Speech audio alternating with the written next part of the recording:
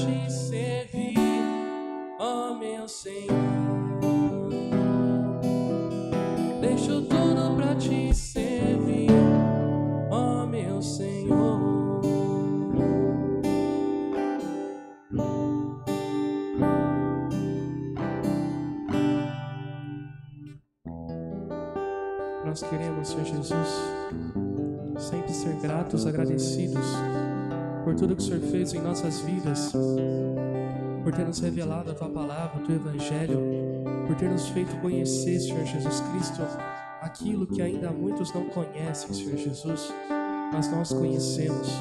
Por isso te agradecemos por todas as coisas, pedimos que transforme nossas vidas, que transforme o nosso coração, Senhor Jesus Cristo, num coração grato, num coração adorador ao Senhor, Senhor Jesus Cristo. Queremos te louvar e te bendizer para todo sempre. Queremos te louvar e te bendizer até o último dia de nossas vidas, até o último instante, Senhor Jesus Cristo.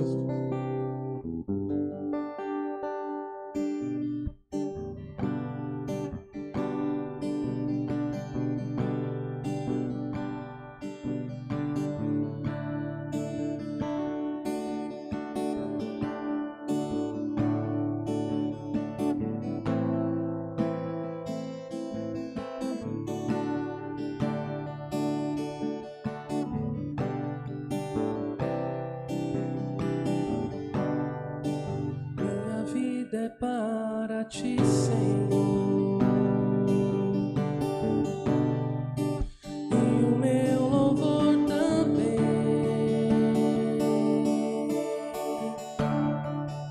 Me derrama em teu altar, tua graça me sustém.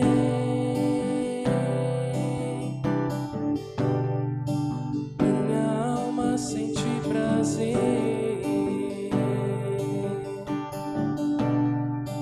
de te exaltar, Senhor. Manifesta a tua glória. Hoje é dia de vitória, pois eu sou adorador. Pra te adorar,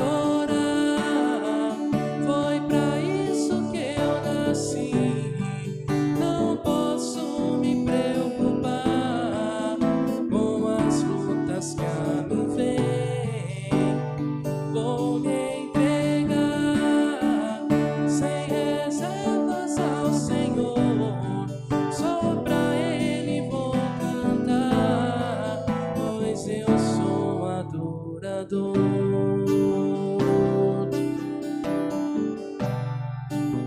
Minha vida é para ti, Senhor, e o meu louvor também. Me derrama em teu altar, tua graça me sustém.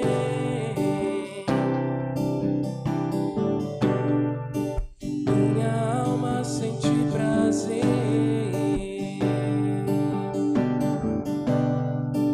de te exaltar, Senhor.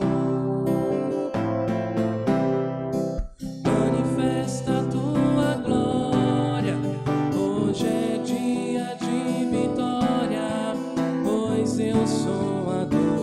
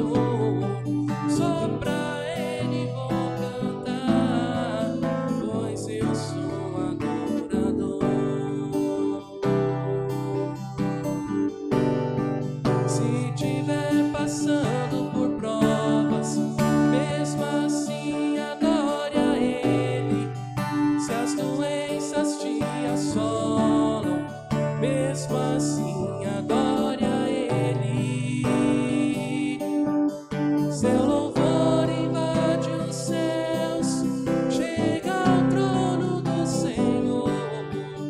Jesus Cristo se levanta, Ele vem e abre as portas para o adorador. Jesus Cristo se levanta, Ele vem e abre as portas para o adorador. Pra te adorar, foi pra isso que eu nasci. Não posso me preocupar com as lutas que a mim vêm. Vou me entregar sem reservas ao Senhor. Só pra Ele vou cantar, pois eu sou adorador. Só pra Ele vou cantar, pois eu sou adorador.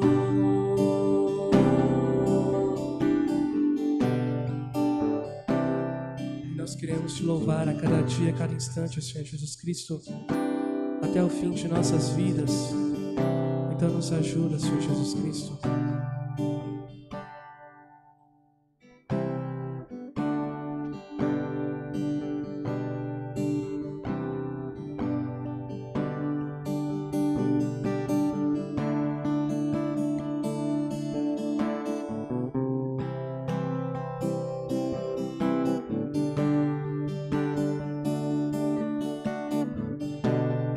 Mesmo que não haja fruto na figueira, mesmo que não haja flores no jardim,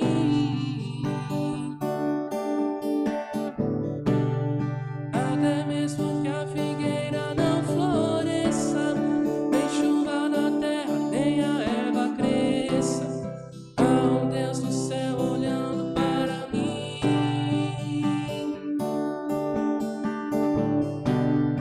O que eu não posso é ficar calado, estando feliz ou mesmo atribulado. Ainda louvarei seu nome mesmo assim. Eu louvarei ao Senhor na alegria ou na dor. Cantarei. Ele é o meu Salvador, Ele é o meu Senhor.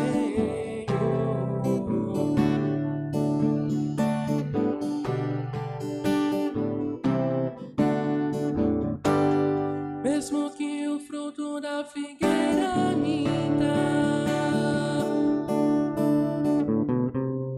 mesmo que não haja chuva sobre a terra,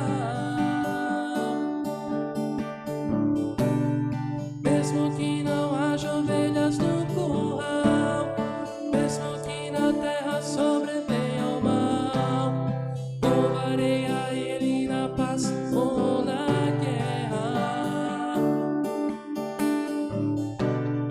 Louvarei seu nome enquanto eu viver, e quando aqui na terra desaparecer, bem mesmo assim o meu louvor encerra. Eu louvarei ao Senhor na alegria ou na dor. Cantarei. Ele é o meu Salvador, Ele é o meu Senhor.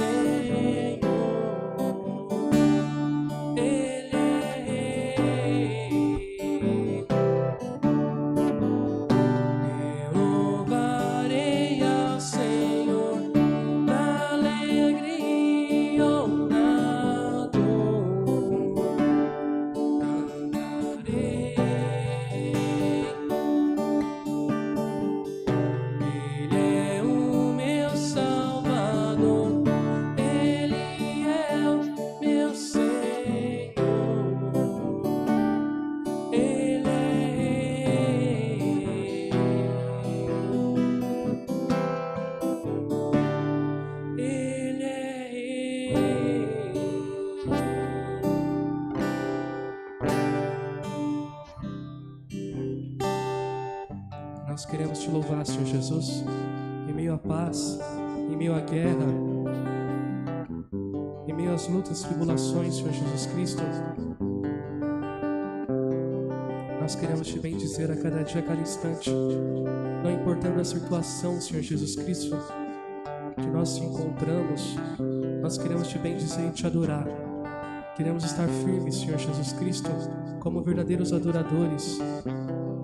Então ajuda cada um de nós, Senhor Jesus, te louvar a todo tempo, a todo instante, a estarmos firmes, fazendo a sua vontade, acima de todas as coisas, acima de tudo que há, colocar o Senhor como prioridade em nossas vidas.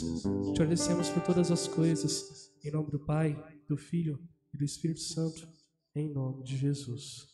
Em nome de Jesus.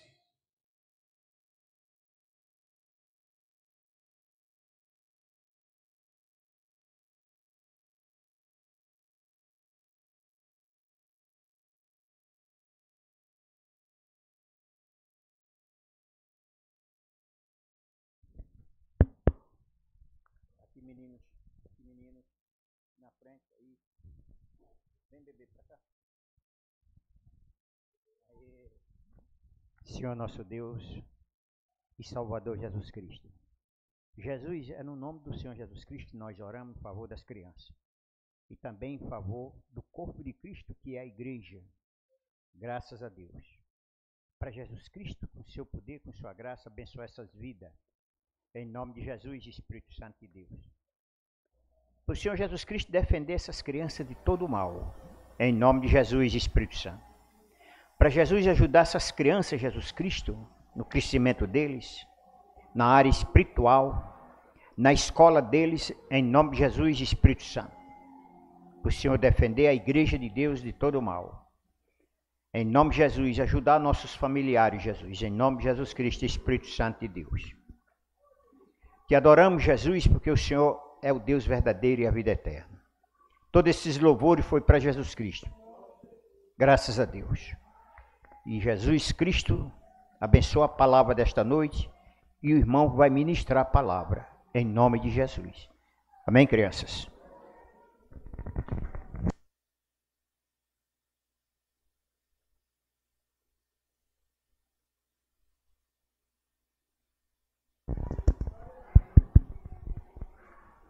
A paz do Senhor Jesus com todos. Amém. Glória a Jesus, nosso Senhor e Salvador, por ter proporcionado mais um culto de adoração ao nome que é sobre todo nome, o nome de Jesus. Estava comentando com o irmão Luiz. Para muitos é um culto qualquer. É só mais um culto, né? Mas vai ser contado naquele dia, pode ter certeza.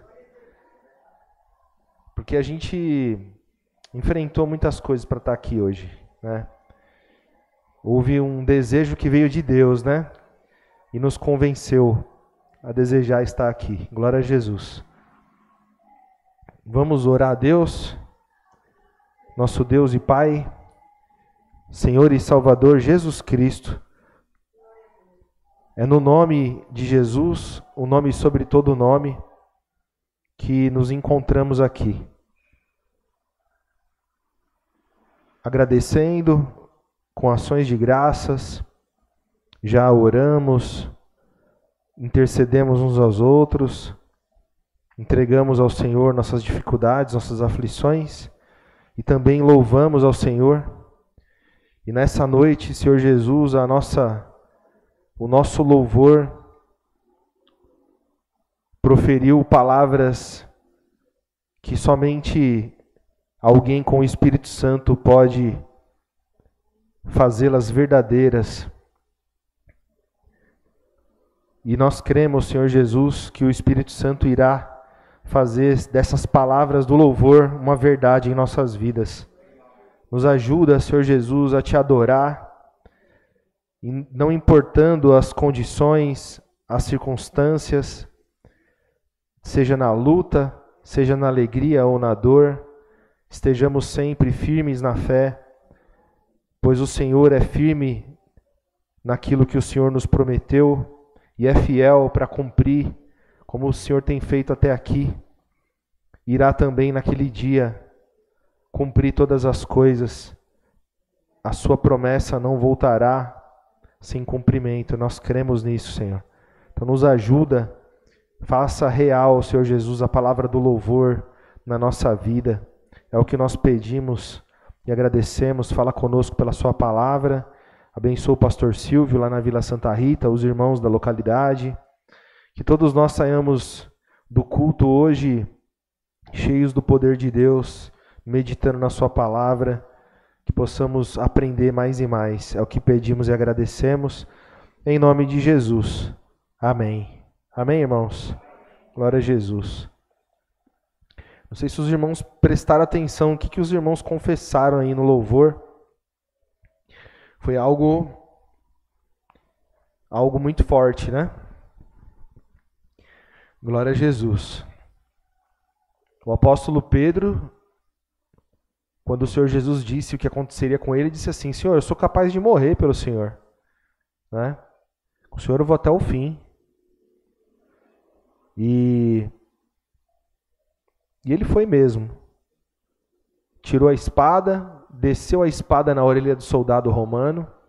Ele foi pronto para morrer ali, né? Ele foi pronto para morrer.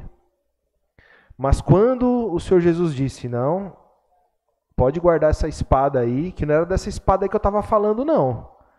Quando eu disse para vocês carregarem a espada, é a espada do Espírito.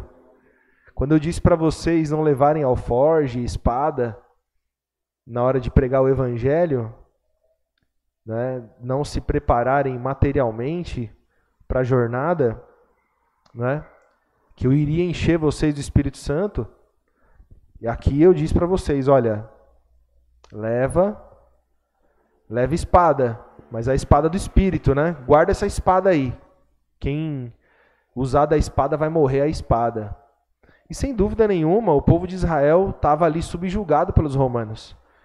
E sem dúvida, na hora que ele atingiu o soldado ali, eles iriam matar os discípulos ali. Ia matar todos, né?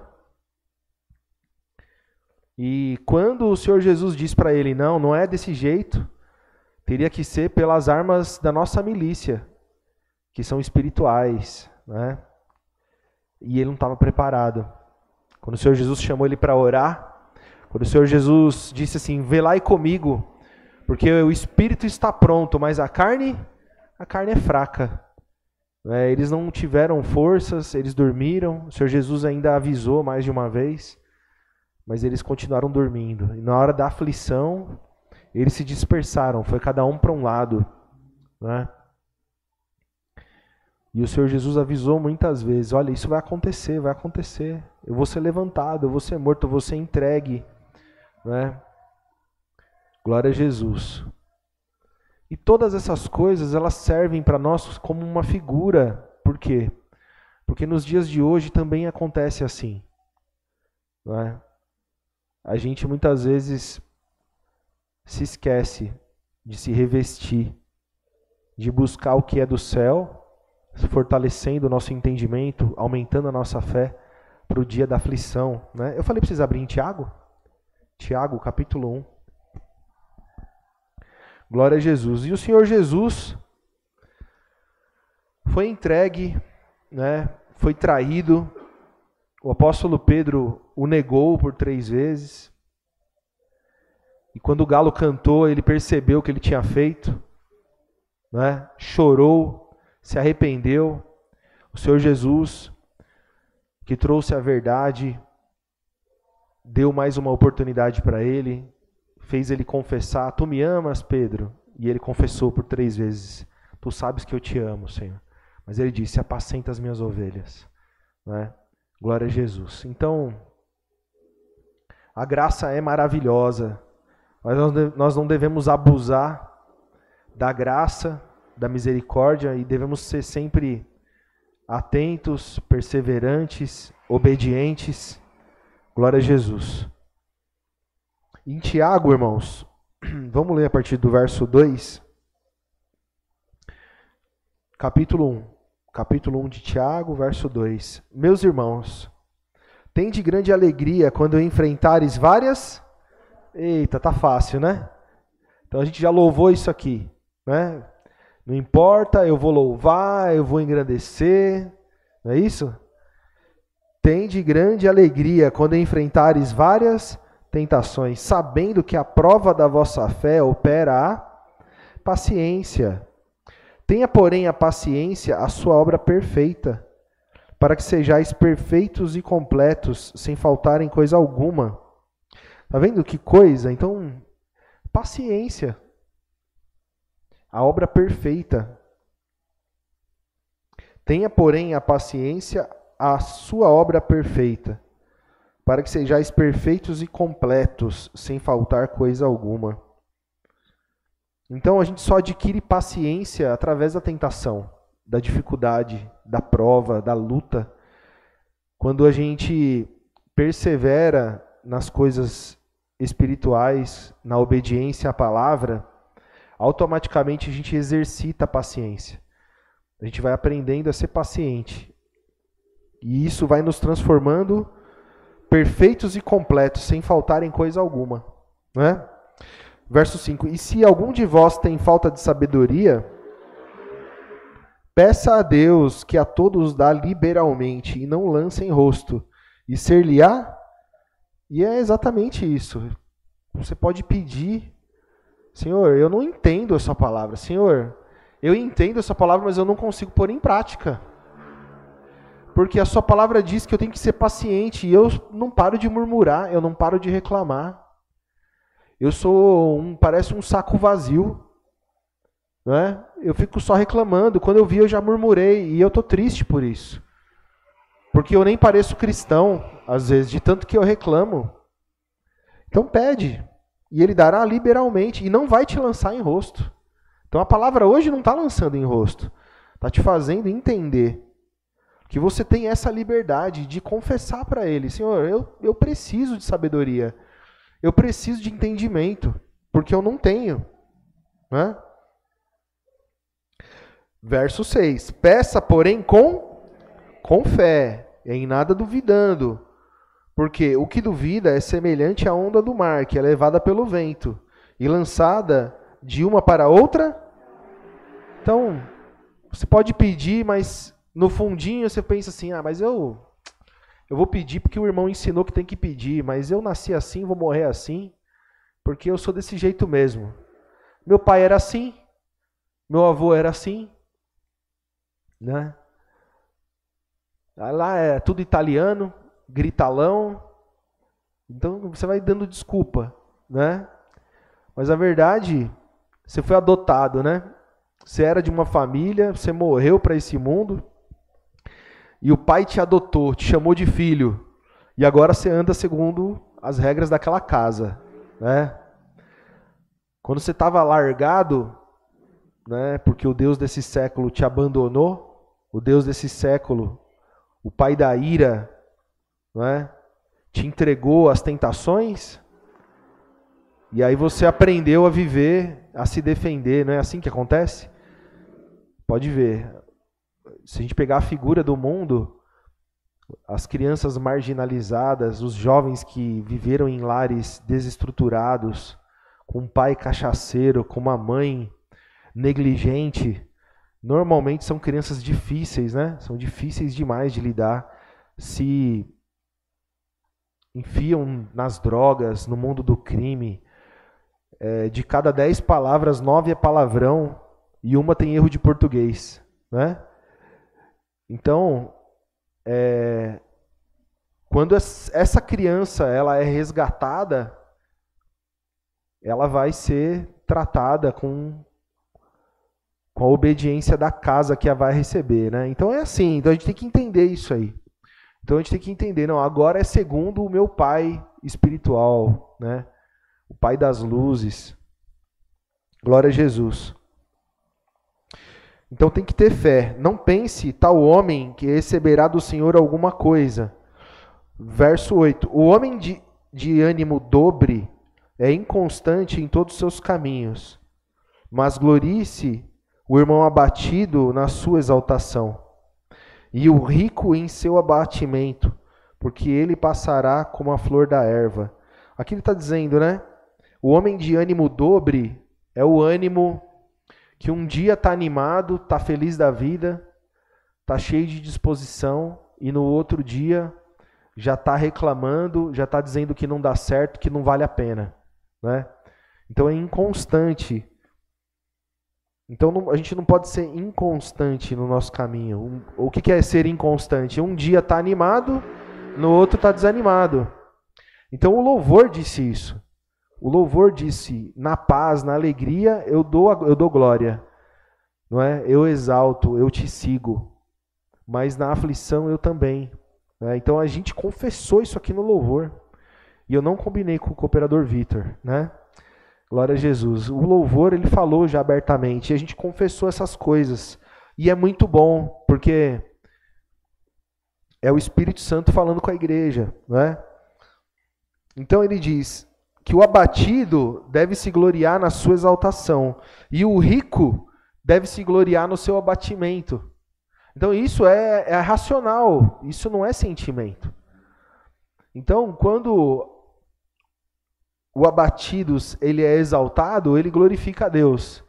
E quando a pessoa que está muito bem, que aparentemente estava ali na bonança, acontece um revés, ele vai e glorifica a Deus. Ele lembra da palavra, ele lembra a quem ele pertence e a que esse mundo pertence, e ele também dá glória a Deus, não é? Glorifica a Deus.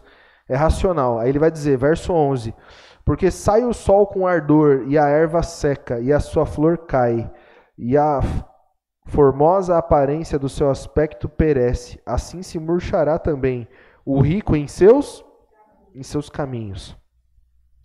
Bem-aventurado o homem que suporta a tentação, porque quando for provado, receberá a coroa da vida, a qual o Senhor tem prometido aos que o amam. Ninguém sendo tentado diga, de Deus sou tentado, porque Deus não pode ser tentado pelo mal, e a ninguém tenta, mas cada um é tentado, quando atraído e engodado pela sua própria concupiscência. Depois, havendo a concupiscência concebido, dá à luz o pecado, e o pecado sendo consumado gera a morte. Então a gente aprendeu no sistema religioso que Deus prova o seu filho, Deus coloca uma tentação na sua vida. Ah, irmã, é Deus que está te tentando, suporta, porque Deus está te tentando, porque Ele quer ver se você é fiel. Não, isso não existe. A palavra está dizendo que Deus, ninguém sendo tentado diga, de Deus sou tentado. Porque Deus não faz isso. Não é? Não, mas está escrito lá no Velho Testamento, né, que eu os enviei para o deserto, e vocês vão lembrar que eu enviei vocês no deserto para passar lá 40 anos, para os tentar, não é? Para os afligir, para saber o que tinha no seu coração, se iria cumprir com os meus mandamentos ou não. A palavra do Evangelho diz que foram os anjos que deram a lei. Os anjos não tinham o poder de Deus para compreender o que tinha no coração do homem. Colocou o homem em aflição, fez ele passar por necessidade, ter sede, ter fome, deu o maná, enviou ali todo tipo de peste, de coisas que aconteceram, todo tipo de intempéries. E o homem foi tentado, mas não foi por Deus. Porque Deus a ninguém tenta e não pode ser tentado pelo mal. Então o Evangelho esclarece. Então a palavra nos diz que cada um, verso 14, é tentado quando atraído e engodado. O que é isso? Atraído e enganado pelas suas próprias vontades. Não é? Pelas suas próprias vontades. Então, naquilo que você tem de vontade, naquilo que você, na sua carne, tem de necessidade, é nisso que você vai ser tentado. Não é? O diabo, sim, ele vai usar da sua vontade, do seu desejo, para mexer naquilo que você tem vontade, naquilo que você tem de fraqueza, para que você venha cair, para que você venha retroceder, para que você venha blasfemar, murmurar, reclamar. Mas é porque está dentro de você. É por isso que existe o jejum. Né? O jejum é justamente você não dá para o seu corpo o que ele está pedindo, né? O seu corpo quer muitas coisas, às vezes você vai controlar os desejos do seu corpo e vai se dedicar às coisas espirituais, né? Então você, nesse momento, vai vencendo a sua carne, vai vencendo os seus desejos, os desejos carnais, naturais, e vai crescendo em espírito, né? Glória a Jesus. Bendito é Jesus. Então, ele diz que, havendo a concupiscência concebido, dá a luz ao pecado. Então, até aqui, você vê, tem que conceber, tem que dar a luz, parece um filho sendo gerado, né? Então, o desejo, a concupiscência que há em nós, ela vai produzindo, se a gente deixar, vai gerando um pecado, vai gerando, até o dia que ele nasce, né? E o pecado sendo consumado, ele gera morte, né? Gera morte. Verso 16, não erreis, meus amados irmãos. Verso 17, toda a boa dádiva e todo o dom perfeito vem do alto, descendo do Pai das luzes, em quem não há mudança e nem sombra de variação. Segundo a sua vontade, ele nos gerou pela palavra da verdade, para que fôssemos como os primeiros frutos, né, as primícias das suas criaturas. Então a palavra do Evangelho gera os primeiros frutos das criaturas de Deus. É a palavra de Jesus, né? Então o dom de Deus, né, a dádiva e o dom perfeito que vem do alto, vem do Pai das luzes, que não muda. Então como ele poderia lá atrás ter tentado os homens para saber o que tinha no coração, e agora ele não precisa tentar, ele sabe de todas as coisas, né? Então a palavra ela esclarece, não é? E coloca nome, né, aos atores das ações, né, aqui contidas. Então, irmãos, vamos em 1 Coríntios, capítulo 10.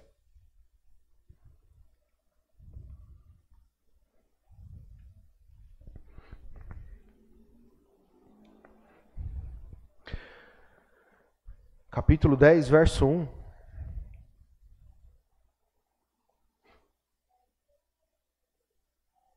O apóstolo Paulo, ele está falando sobre a tentação, ele vai ensinar sobre a tentação, né?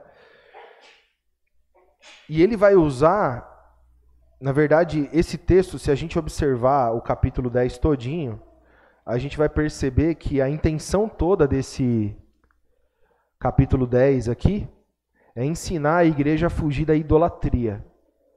Mas para chegar na idolatria, ele usa a figura do Velho Testamento, quando o povo de Israel saiu do Egito e saiu de um lugar onde havia muita idolatria. Então eles nasceram naquele lugar. Ainda que eles eram judeus, né, de sangue de Israel, dos hebreus, eles viveram no meio de um povo que adorava muitos deuses, que era idólatra. E eles aprenderam, né, a idolatria. Então eles lá no deserto construíram, por exemplo, um gado ali, um animal de ouro, né? Quando a lei estava sendo dada no Monte Sinai, eles derreteram ali pingentes, tudo que havia de ouro no meio do povo, e fizeram ali um Deus para adorar, né? Porque Moisés não vai voltar. Então o que aconteceu ali? No coração dele já existia essa concupiscência. O tentador só foi lá e mexeu no que já tinha no coração deles. Já estava lá, né? Então, é aí que a tentação, é aí que a gente entende muitas vezes, né? Por que eu caí? Porque já estava lá. Quando o Senhor Jesus fala assim, né? Se o teu olho te escandalizar, arranca-o. Se a tua mão te escandalizar, arranca, corta e joga para longe, né? É justamente os pensamentos. É justamente aquilo que já dentro de nós está sendo concebido, dentro de nós está sendo produzido, né? E um dia, se você deixar, se você alimentar aquilo ali, como um bebê dentro de uma barriga que vai sendo alimentado pelo cordão umbilical, vai produzir um pecado, né? E eles sem Espírito Santo, sem palavra da verdade, eles não tinham a mínima chance. A mínima chance. Por isso que o Velho Testamento, né, o profeta disse, né, dei-lhes estatutos que não eram bons e juízos pelos quais não haveriam de viver. Então foi um plano, foi arquitetado para que assim acontecesse, né? Então, aqui esse texto, pela leitura, ele pode trazer algum entendimento contrário, né? Mas se os irmãos perceberem, eu vou alertar os irmãos em alguns pontos aqui, tá? Capítulo 10, verso 1. Ora, irmãos, não quero que ignoreis que os nossos pais estiveram debaixo da nuvem e todos passaram pelo mar. E todos foram batizados em Moisés, na nuvem e no mar. E todos comeram de uma mesma comida espiritual, e beberam todos de uma mesma bebida espiritual, porque bebiam da pedra espiritual que os seguia. E a pedra era Cristo. Ué, Jesus estava lá então? Não é? O texto parece dizer isso. Mas ele está dizendo que eles comeram de Moisés, eles foram batizados em Moisés na nuvem e no mar. Então a nuvem, tinha uma nuvem que seguia o povo de Israel no deserto. Aquela nuvem, quando a nuvem parava, o povo parava e fazia ali um acampamento. E eles ficavam ali naquele acampamento e tinha uma pedra que seguia eles também. Daquela pedra, eles feriam a pedra, eles bebiam, saía água da pedra. Porque eles viveram 40 anos no deserto. De repente, aquela nuvem começava a se movimentar. Eles juntavam as coisas e seguiam a nuvem. Eles eram conduzidos. Eles foram conduzidos e foram tentados. Esse texto está dizendo sobre a tentação do deserto. Então, eles foram tentados 40 anos. E o texto aqui traduziu, né, que a pedra que era ungida, porque Cristo significa Messias, Mastia, que significa ungido. E a pedra era ungida. Eles traduziram para Cristo, não é? Uma figura, a figura por quê? Porque eles estão usando esse texto para ensinar a igreja de Corinto a não cair na mesma tentação. E os irmãos vão ver isso na sequência. Verso 5. Mas Deus não se agradou da maior parte deles, e por isso foram prostrados no deserto. Foram mortos, né? Só sobrou Caleb e Josué. E estas coisas foram-nos feitas em figura. Então ele está explicando que ele trouxe essa história, a história dos judeus, né, do seu Senhor, das tentações no deserto, para usar elas como figura. Para que não cobicemos as coisas más, como eles cobiçaram. Não vos façais, pois, idólatras, como alguns deles, conforme está escrito. O povo assentou-se a comer e beber, e levantou-se para folgar. E não forniquemos, como alguns deles fornicaram, e caíram num dia 23.000. E não tentemos a Cristo, como alguns deles também tentaram, e pereceram pelas serpentes. Então, quando aconteceu o fato das serpentes, né? Então eles pediam água, estavam com sede, e receberam serpentes ardentes, né? Então Moisés tentava interceder por eles ali e dizia: vocês estão tentando o Senhor, E aqui está dizendo: e não tentemos a Cristo, como alguns deles também tentaram, e pereceram pelas... Então, por esse texto, dá a impressão que eles tentaram a Jesus Cristo, ao Senhor Jesus, não é? Quando, na verdade, é uma figura. Nós não devemos tentar a Cristo como eles tentaram o Senhor no Velho Testamento, não é? É uma figura. Verso 10. E não murmureis, como também alguns deles murmuraram, e pereceram pelo destruidor. Então, quem que estava lá matando? Era o destruidor. E o destruidor não tem nada com Jesus. O destruidor não tem nada com o Pai. Não tem comunhão, a luz com as trevas. Quem que estava lá com a espada matando? Estava escrito, é o Senhor. E aqui estava dizendo que é o destruidor. Né? Verso 11. Ora, todas essas coisas lhe sobrevieram como figuras, e estão escritas para aviso nosso, para quem já são chegados os fins dos séculos. Então é um texto difícil de compreender para nós, né? Mas se a gente observar, é exatamente isso. A intenção, o objetivo do apóstolo Paulo aqui é preparar os irmãos para a mensagem principal, que vai vir a seguir, né? Que é sobre a idolatria. Verso 12. Aquele, pois, que cuida estar em pé, olhe que não caia. Não veio sobre vós tentação, senão humana, mas fiel é Deus, que não vos deixará tentar acima do que podeis. Antes, com a tentação, dará também o escape, para que a possais suportar. Então, a tentação ela é humana, não é? E quando vier a tentação, o cristão ele recebe o escape, não é? Para poder suportar aquilo que você não pode suportar. Ou seja, o que você pode suportar, muito provavelmente, você vai passar. Não é?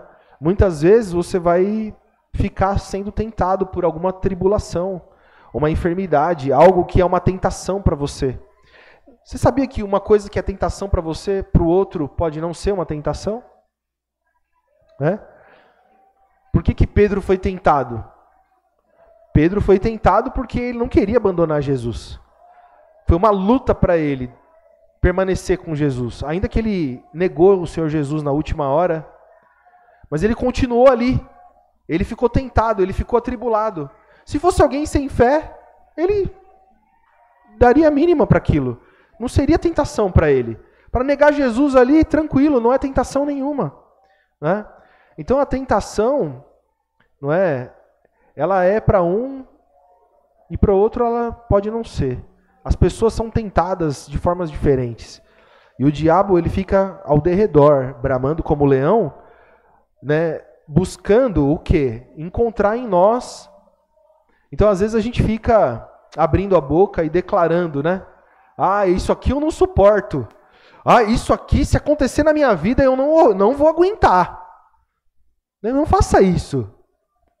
Não faça isso, não fica expondo, isso daqui eu não suporto. Não, eu posso todas as coisas em Jesus que me fortalece.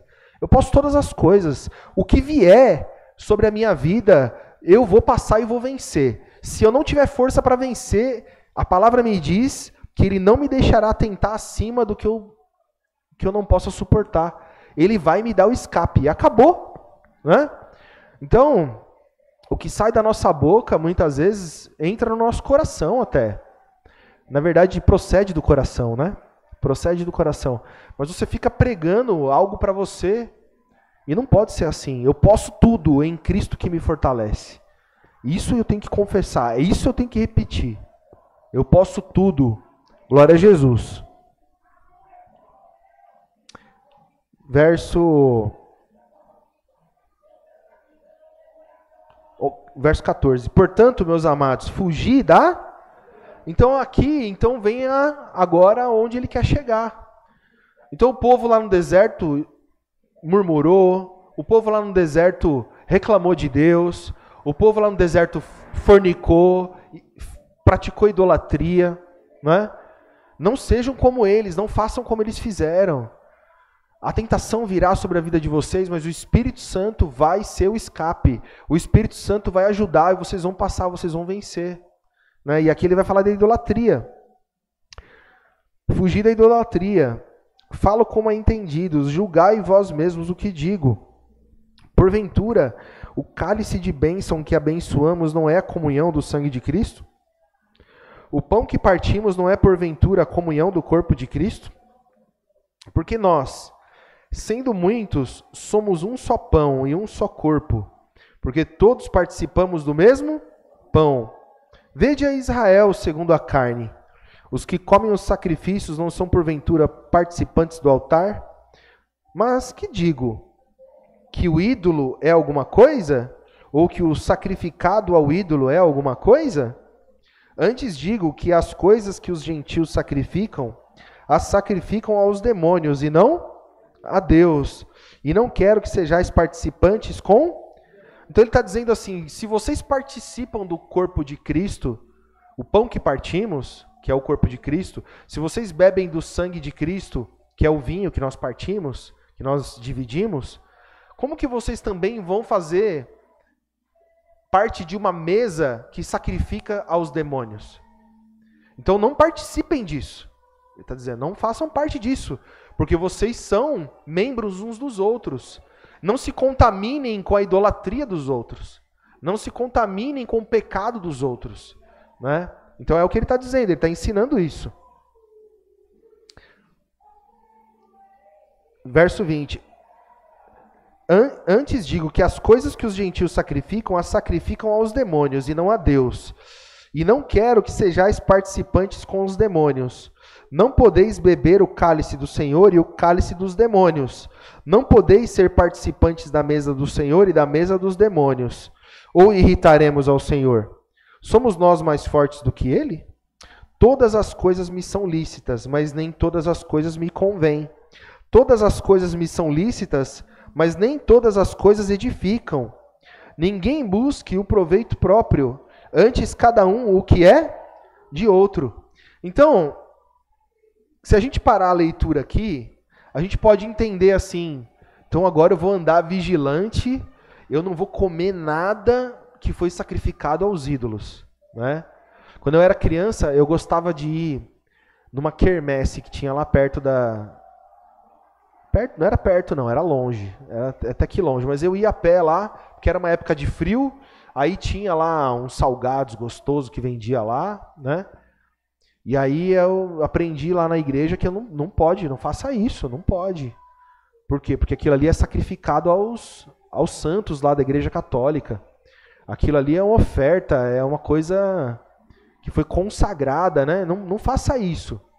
Então, o texto a partir daqui, ele vai explicar algo que nem todo cristão entende, né? Na verdade, nós somos libertos e nada nos contamina. O cristão, ele não é contaminado por essas coisas. Mas o cristão, ele tem que dar testemunho da sua fé. Então, se a minha mãe disse assim para mim, Denis, não vá comer isso, porque isso é sacrificado aos ídolos. Se ela falasse isso hoje para mim, eu não iria. Eu já não iria hoje porque alguém poderia me ver lá.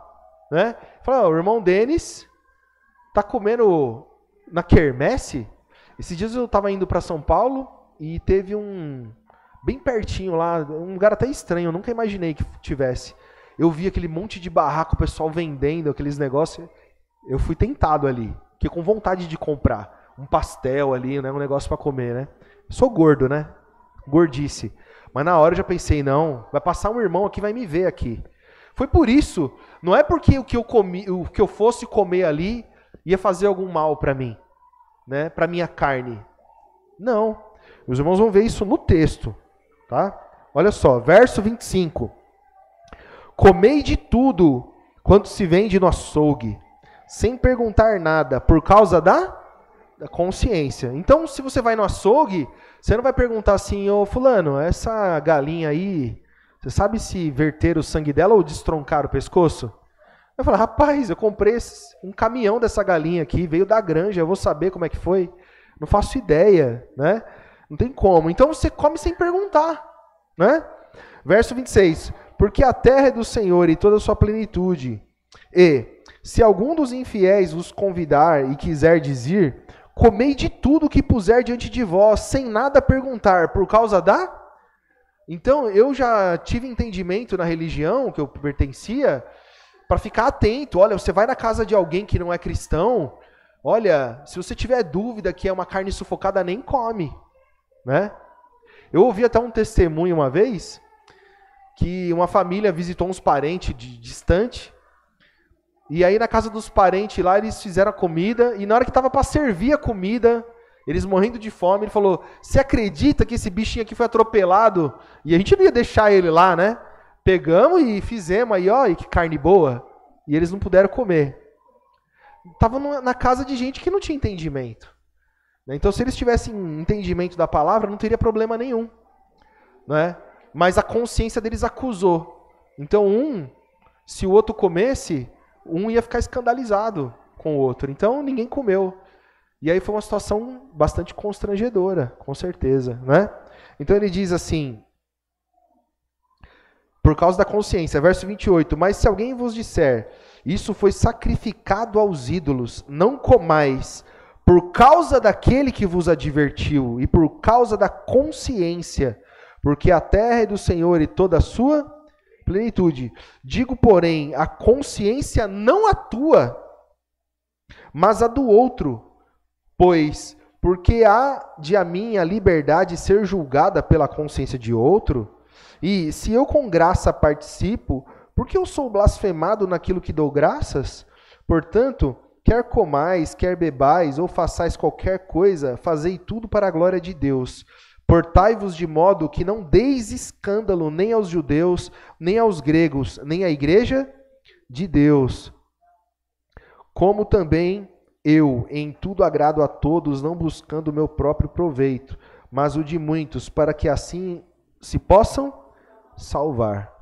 Então tem um outro texto em Atos, que o apóstolo Paulo, ele vai para Jerusalém fazer um concílio ali, uma reunião com os apóstolos que andaram com Jesus, para tomarem uma decisão. O que a gente vai ensinar? Por que eles foram com essa dúvida? Eles foram com essa dúvida porque eles não podiam pregar algo para os gentios e os apóstolos de Jerusalém estarem pregando algo diferente. Então, vamos deliberar e vamos ver o que a gente ensina. Que se apartais da carne sufocada e do sangue. E dos ídolos. Né? E dos ídolos. Então, é o que eles disseram lá. Então, as pessoas se prendem muito naquele texto.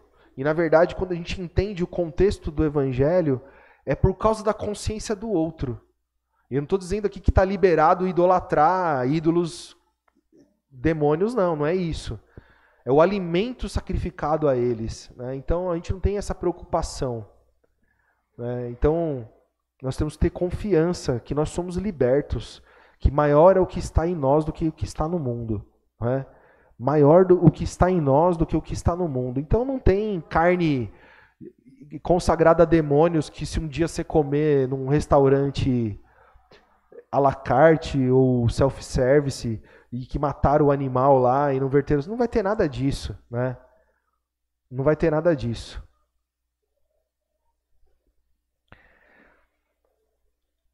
Glória a Jesus. Então, irmãos, os irmãos entenderam? Então nós somos chamados para a liberdade e não fomos chamados para ficarmos presos, né? Mas muitas vezes nós vamos evitar para não causar escândalo em ninguém. Por quê? Porque se eu faço algo desse tipo e alguém deixa, né, se escandaliza, ela pode deixar os caminhos. Por quê? Porque ela às vezes é uma pessoa que ainda é fraca na fé, no entendimento, né, irmãos?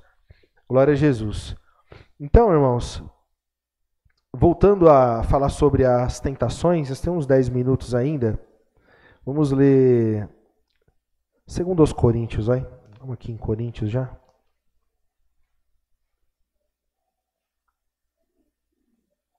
Capítulo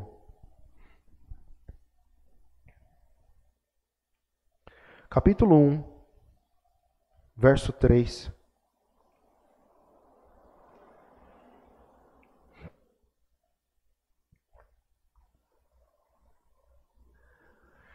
Bendito seja o Deus e Pai do nosso Senhor Jesus Cristo, o Pai das misericórdias e o Deus de toda consolação, que nos consola em toda a nossa tribulação, para que também possamos consolar os que estiverem em alguma tribulação, com a consolação que somos nós mesmos consolados por Deus. Porque como as aflições de Cristo são abundantes em nós, assim também é abundante a nossa consolação por meio de Cristo. Mas, se somos atribulados, é para a vossa consolação e salvação. Ou, se somos consolados, para a vossa consolação e salvação é, a qual se opera suportando com paciência as mesmas aflições que nós também padecemos. Interessante isso, né? Então, ele tinha esse entendimento. Quando eu sou perseguido, quando eu sou aprisionado, quando alguém me fere, quando eu sou injustiçado, caluniado, preso, isso é para consolação, isso é para crescimento, né? Por quê? Porque o apóstolo Paulo percebeu isso, que quando ele vencia as tribulações dele, aquilo trazia ânimo para a igreja, aquilo trazia fortaleza para a igreja aprendia a suportar a tentação vendo a tentação de Paulo, vendo a tentação dos apóstolos, eles aprendiam com isso, né? Glória a Jesus. Verso 7, e a nossa esperança acerca de vós é firme, sabendo que, como sois participantes das aflições, assim o sereis também da consolação, porque não queremos, irmãos, que ignoreis a nossa tribulação que nos sobreveio na Ásia, pois que fomos sobremaneira agravados, mais do que podíamos suportar, de modo tal que até da vida desesperamos, ou seja, perdemos a esperança de viver. É isso que ele quer dizer. A tribulação foi tão grande que eles perderam a esperança. Eles falaram, não, agora realmente a gente vai morrer, né? Eles não perderam a esperança em Cristo, eles perderam a esperança nessa vida. Eles entenderam que acabou, ali ia ser a morte, nós vamos morrer, né? E aí ele diz, verso 9, mas já em nós mesmos tínhamos a sentença de morte, para que não confiássemos em nós, mas em Deus, que ressuscita os mortos, o qual nos livrou de tão grande morte e livra, em quem esperamos que também nos livrará ainda, ajudando-nos também vós com orações por nós, para que pelo benefício que por muitas pessoas nos foi feita, por muitas também sejam dadas graças a nosso respeito. Tá vendo? Então, ele percebeu que o que acontecia na vida deles, quando eles venciam, né, o testemunho de vida deles, de perseverança, de paciência, de fé, era um exemplo para a igreja, né? E ele, no início, vai dizendo que a tribulação, automaticamente, ela vem junto com a consolação. A consolação de Deus vem para aqueles que são atribulados. E quando você é consolado, você é capacitado para consolar. Quando você sofre, automaticamente você é capacitado para um dia apoiar e abraçar quem está sofrendo. E isso está escrito aqui, nós lemos no início do texto, né? Então, irmãos, isso é para o cristão que não murmura, que tem paciência, que busca crescer, né? Porque ele vai ser usado por Deus no seu abatimento, ele vai receber paciência, como está lá em Romanos, vamos concluir lá, Romanos 5.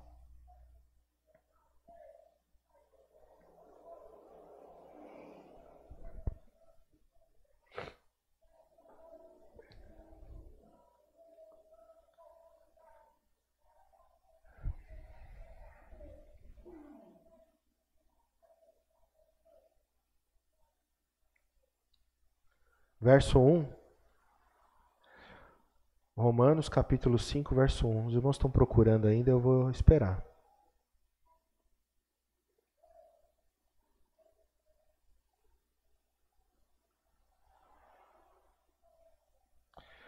Tendo sido, pois, justificados pela fé, temos paz com Deus, por nosso Senhor Jesus Cristo, pelo qual também temos entrada pela fé a esta graça, na qual estamos firmes e nos gloriamos na esperança da glória de Deus. Então, primeiro ele diz, fomos justificados, cancelaram, né, a nossa dívida, pagaram a nossa dívida, nos resgataram. Quem fez isso? O Pai, Deus o Pai, por Jesus Cristo, né? Verso 3. Então, ele diz que nós nos gloriamos na esperança da glória de Deus. E a gente se gloria só nisso? Não. Verso 3. E não somente isso, mas também nos gloriamos nas tribulações, sabendo que a tribulação produz a paciência. E a paciência, a experiência. E a experiência, a esperança. E a esperança não traz confusão. Porquanto o amor de Deus está derramado em nossos corações pelo Espírito Santo que nos foi dado. Porque Cristo estando nós ainda fracos, morreu a seu tempo pelos... Então, ele vai começar a falar da obra de salvação. Então, o que isso quer dizer? Como que eu me glorio na minha tribulação? Como que eu me glorio no meu sofrimento? Porque eu tenho entendimento. Porque é o que a palavra está ensinando hoje. A palavra está ensinando hoje que a tribulação, vivida pela fé, vivida pela esperança, vivida, alicerçada no Evangelho de Cristo, ela vai produzir bons frutos. Paciência, experiência, esperança, não é? Uma vida sem confusão. Você não vive de ânimo dobre. Você não vai andar, não sei se vai dar certo esse negócio de servir Jesus, porque não está dando, não. Você tem confiança em Jesus, porque você tem entendimento. E aí ele vai dizer, porque Cristo, estando nós ainda fracos, morreu a seu tempo pelos ímpios. Porque apenas alguém morrerá por um justo, pois poderá ser que pelo bom alguém ouse morrer. Mas Deus prova o seu amor para conosco, em que Cristo morreu por nós, sendo nós ainda pecadores. Então, você tem esse entendimento. Eu não merecia nada. Eu era pecador, eu era inimigo de Deus. Não é? Então eu fui resgatado, eu tenho uma esperança de vida eterna. O que é a tribulação? Não é nada, eu tenho esse entendimento. Jesus fez uma obra maravilhosa e eu não merecia. E ele vai dizer, e se ele fez tudo isso por um que era pecador, que era inimigo de Deus, e agora que você é filho de Deus, e filha de Deus, amigo de Deus, né? Como que será? Ele vai dizer, logo, verso 9, logo muito mais agora, tendo sido justificados pelo seu sangue, seremos por ele salvos da ira. Porque se nós, sendo inimigos, fomos reconciliados com Deus pela morte do seu Filho, muito mais, tendo sido já reconciliados, seremos salvos por ele pela sua vida. E não somente isso, mas também nos gloriamos em Deus por nosso Senhor Jesus Cristo, pelo qual agora alcançamos a reconciliação. Então, por Jesus Cristo, fomos reconciliados com Deus. Éramos inimigos de Deus por causa do pecado, por causa da natureza humana, natureza de Adão, por causa da contaminação, não é? Pela árvore do conhecimento do bem e do mal, que é uma figura também, não é? Mas agora não, agora nós participamos da árvore da vida, estamos conectados em Jesus Cristo, e nós bebemos da seiva de Jesus Cristo, somos varas, nos alimentamos do Evangelho, somos novas criaturas, uma nova mente, um novo pensamento, tudo mudou. Então agora somos capacitados para vencer. Amém, irmãos? Então permaneçam firmes, guarda essa palavra. Né? Eu posso todas as coisas naquele que me fortalece. Em Jesus Cristo que me fortalece. Amém, irmãos? Em nome de Jesus, nós louvamos, declaramos isso hoje. Hoje foi uma bênção, hein? Glória a Jesus. Vamos ficar de pé e agradecer. Irmão Luiz.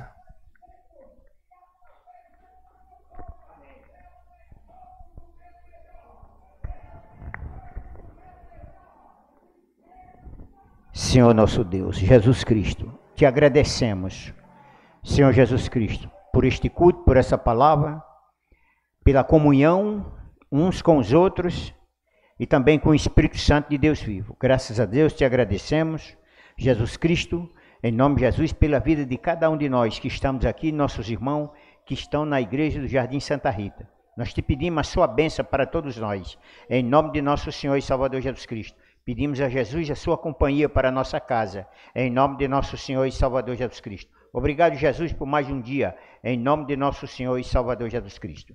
Amém, irmãos? Se cumprimente na paz do Senhor Jesus Cristo, irmão, em nome de Jesus.